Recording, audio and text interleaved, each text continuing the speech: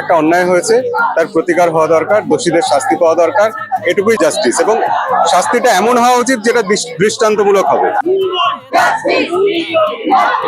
রাজার রাজ্যে সবাই গোলাম করতে হবে রাজার সুনাম, না হয় তোমার কল্লা যাবে, বিরাট কঠিন শাস্তি পাবে।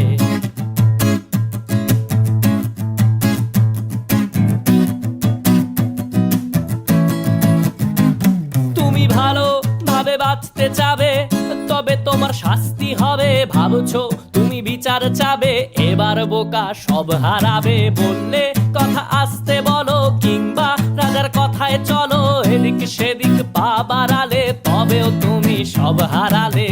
এ কেমন রাজ্য বলো, কে খারাপ